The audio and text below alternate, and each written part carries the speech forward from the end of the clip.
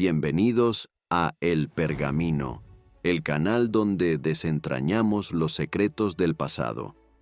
Hoy vamos a viajar en el tiempo, retrocediendo más de 2 milenios, para descubrir la vida de un hombre que cambió el curso de la historia.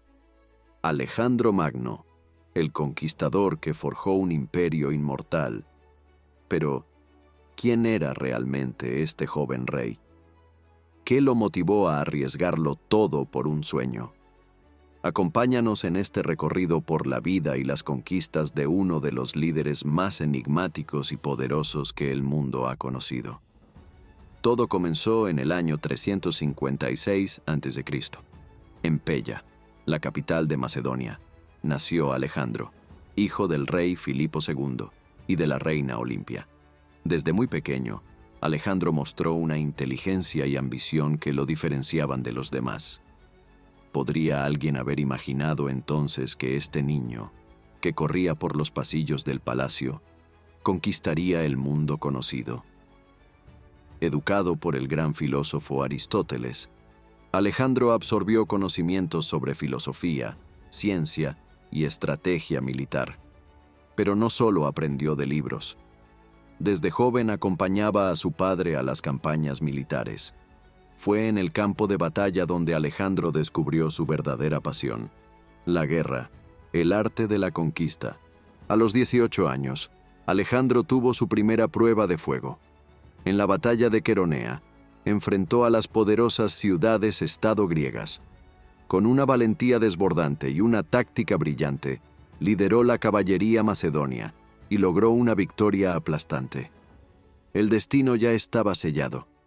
Alejandro no sería un rey común, sería un conquistador. Pero todo cambió abruptamente cuando Filipo II fue asesinado. Alejandro, con apenas 20 años, heredó el trono de Macedonia. Los enemigos internos y externos esperaban que este joven rey fracasara, pero Alejandro no conocía el miedo. Consolidó su poder en Grecia y pronto volvió su mirada hacia el vasto imperio persa. Y aquí es donde empieza la verdadera aventura. Con solo 22 años, Alejandro cruzó el Helesponto con su ejército. Detrás de él, la seguridad de Macedonia. Delante, un imperio inmenso y casi imbatible. Pero Alejandro tenía un plan que cambiaría la historia para siempre. Las campañas de Alejandro no eran simples conquistas. Eran el choque brutal de civilizaciones. Sus ejércitos no avanzaban con diplomacia, sino con una fuerza devastadora, como un huracán de destrucción. En cada batalla, los soldados de Alejandro demostraban un poder que aterrorizaba a sus enemigos.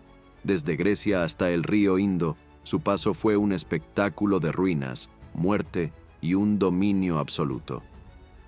En Isos, el ejército de Alejandro se enfrentó cara a cara con el inmenso poder de los persas. A pesar de ser superados en número, Alejandro lideró una carga directamente contra el corazón del enemigo, contra el mismísimo Darío III. Imaginen la escena: el caos, los gritos, el sonido de las espadas chocando. Y en medio de ese infierno, Alejandro, con una calma que rozaba lo inhumano, se abría paso entre el ejército persa, causando destrucción a su paso. Era como si él mismo fuera un dios de la guerra. Pero las victorias de Alejandro no solo significaban la derrota de sus enemigos, también traían la aniquilación. Ciudades enteras fueron arrasadas, sus defensores masacrados sin piedad. En Tiro, tras meses de asedio, Alejandro ordenó que la ciudad fuera destruida por completo. Los pocos que sobrevivieron lo hicieron como esclavos. A su paso, la civilización que no se rendía simplemente dejaba de existir. Nadie estaba a salvo de la furia de un hombre decidido a conquistar el mundo. Gaugamela fue el clímax de su poder militar, un campo de batalla donde se enfrentaron dos gigantes, pero solo uno salió con vida. La táctica de Alejandro fue tan devastadora que dejó al inmenso ejército persa en ruinas. Miles de soldados murieron bajo sus órdenes, y Darío huyó, dejando su trono atrás. En ese momento, Alejandro no solo conquistó Persia, se convirtió en el amo de la guerra, un conquistador que parecía imposible de detener. Pero, ¿cómo es que un solo hombre lograba inspirar tal miedo? No era solo su genio militar, era el aura que lo rodeaba. Sus enemigos creían que era invencible, como si tuviera el favor de los dioses. Sus propias tropas lo seguían con una lealtad ciega, pero también con temor. Porque con Alejandro, la guerra no era simplemente una estrategia, era una manifestación de su poder, una declaración al mundo de que ningún imperio, por vasto o antiguo que fuera, podía resistir su voluntad. Y aunque Alejandro parecía invencible, sus campañas se cobraban un precio. En las junglas de la India, sus tropas, agotadas tras años de guerra, empezaron a cuestionarse. ¿Hasta cuándo podrían seguir? Las batallas eran cada vez más sangrientas, y los hombres comenzaban a temer que no saldrían vivos de esas tierras lejanas. Alejandro los empujaba más y más allá, siempre hacia adelante, siempre buscando una nueva victoria. Y donde él pisaba, la destrucción lo seguía como una sombra. Y como toda gran leyenda, la vida de Alejandro terminó de manera misteriosa. A los 32 años, después de una serie de victorias inigualables, Alejandro enfermó repentinamente. Murió en Babilonia, y su muerte ha sido objeto de teorías y especulaciones hasta hoy. ¿Fue envenenado? ¿O simplemente sucumbió al agotamiento de su interminable ambición?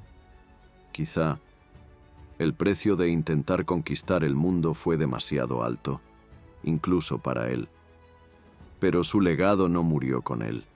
Alejandro Magno dejó un imperio que moldeó la cultura, la política y el pensamiento del mundo antiguo. Su nombre, su visión y sus hazañas continúan inspirando a generaciones. Y ahora que hemos desenterrado su historia en el pergamino, la pregunta es, ¿hasta dónde habría llegado si hubiera vivido más tiempo? Si te gustó este viaje al pasado, suscríbete y acompáñanos en nuestras próximas aventuras en El Pergamino, donde la historia cobra vida.